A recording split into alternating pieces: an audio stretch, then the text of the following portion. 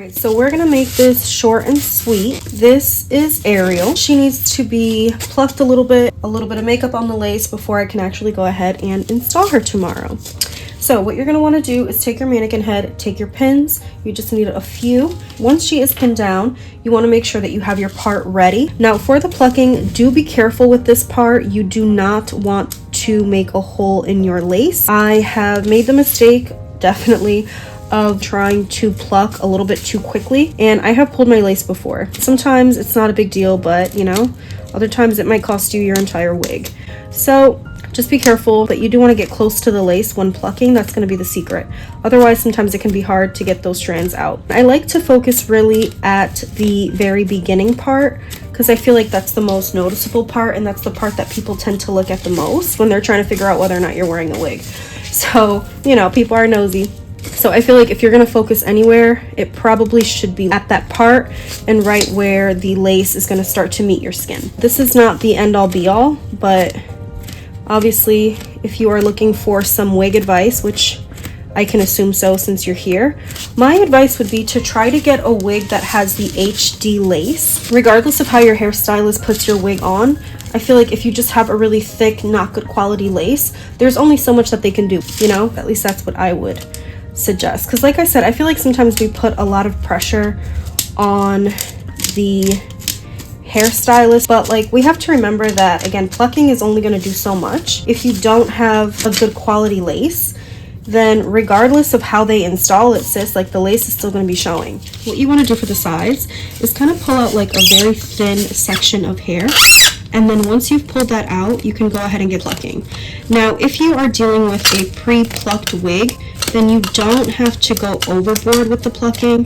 This is just to make it a little bit more realistic, because sometimes the hairline can be a little bit too dense and we don't necessarily want that, right? Particularly the area at the very beginning, like the area that meets the lace and that meets your skin. I know sometimes we're trying to figure out, okay, do we want to spend the extra money on a pre-plucked wig, or do we want to spend the money on an HD lace? My advice would be go for the HD lace, because you can always bleach your own knots, you can always pluck your own hairline. You're probably going to end up having to do plucking anyway, even if you go with the pre-pluck. If the lace is just not of good quality, then no matter what, that lace is going to show. And if you have like a thick, poor quality lace, then it's not going to sit well on your skin. And regardless of how good of a job your hairstylist did, you know, the wig is still going to look like a wig on your head. You can always, you know, do your own plucking and whatnot yourself, which is exactly what I'm doing here. Now, I don't want to do too much here because I'm not a professional and I don't want to ruin my wig, but I think that this is like good enough. I might just do a little bit more, like right here. I don't want to overdo it. I don't want to pull too much, but I do want to just make this hairline, you know, a little bit wider. Actually, especially back here. Like if you have like a deep part, make sure that you get the back. And then once you comb it out, you'll get all that hair off and you'll see that it's much wider and more realistic.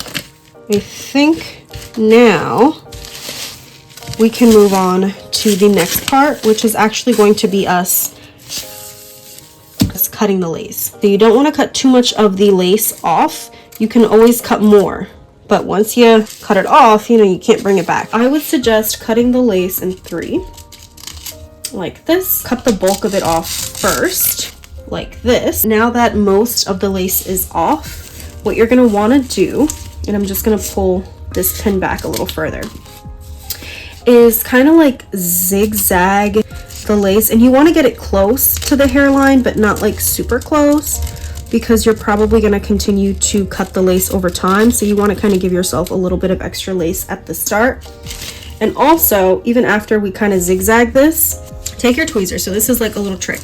So you're going to take your tweezer, and this is a secret. Take your tweezer and literally, girl, tweeze the lace. Like pluck your lace.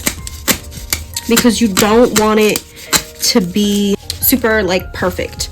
If it looks too perfect, then people are going to be able to see the lace. You know what I'm saying? And this is what I was saying too. Regardless of your technique, if you don't have a good quality lace, then no matter what, it's not going to look the greatest. Save the money on the pre-pluck stuff because you can always just pre-pluck your own wig. You can always bleach your own knots, but you can't change the lace that the wig comes on. If you're gonna splurge on anything, splurge on a better quality lace. Get the HD lace, and then once you use this technique, which is literally like tweezing out and plucking that lace, girl, you're not going to be able to see it on your skin. It's going to give like a nice melt. We want it to be jagged like this so that it can look as natural as possible when it's on our head. Then we're going to do the same thing on the sides, and then I'm going to show you guys what the next step is.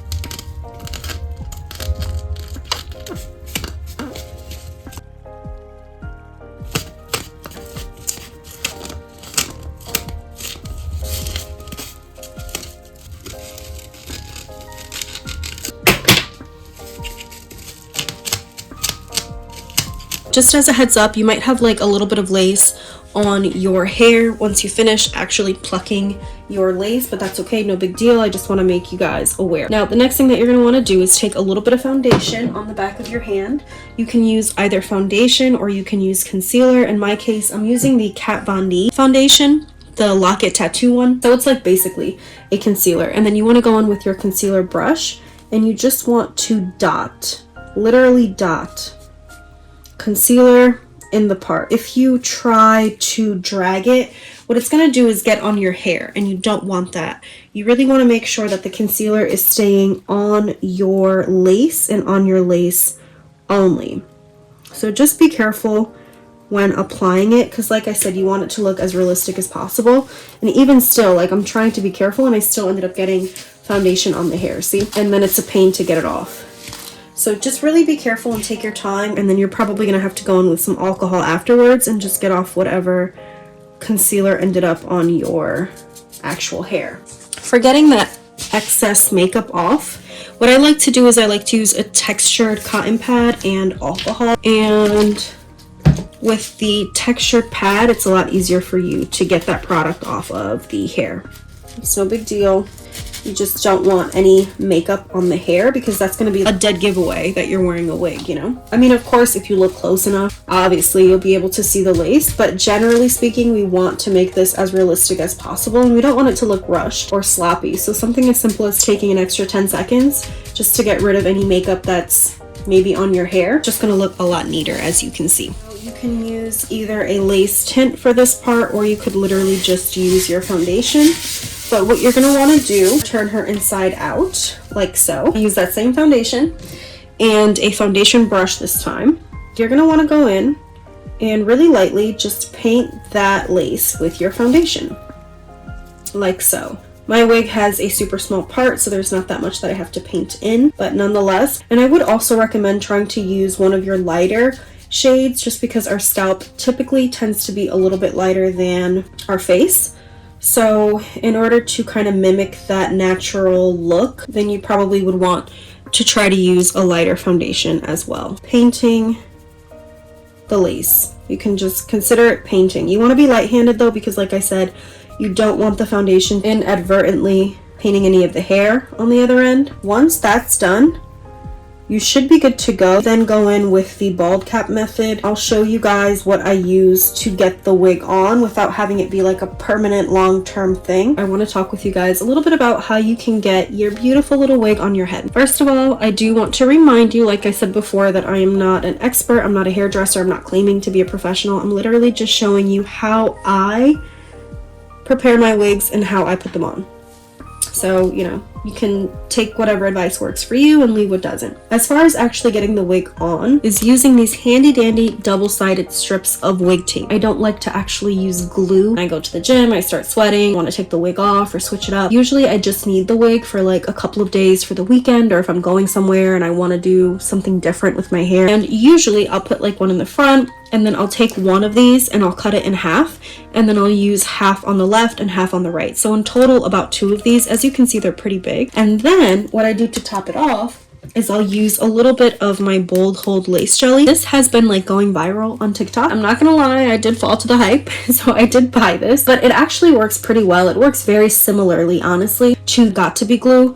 So if you don't have this and you have the Got2b glue, I feel like they're really interchangeable. You just need a good quality, very sticky kind of hair gel, and that should do the trick, because technically this can double, like it says here, daily hold. So if you have like a really strong hair gel, like I said, the Got2b glue is good, or you can use this in combination of maybe like 2 strips of the hair tape. And the last thing that you'll need is just one of these bands so that you can press it on, leave it on for about half hour or so while you do your makeup, just to really make sure that that wig is stuck on there, that it's not going to go anywhere for the next couple of days. Last but not least, go in with a little bit of melting spray and you'll be good to go. That is my combo. I actually started getting into using these back when I was like in college, and I used to use the tape-in hair extensions, which were fun, but I will say that they were very damaging to my hair, just because, you know, it's tape on your scalp and sometimes it's hard to take off, and sometimes your real hair comes off with it. In the process of me buying these replacement tapes and like redoing my tape and hair extensions, I just kind of got this bright idea that instead of damaging my hair by literally sticking tape to my roots, I could just buy a wig,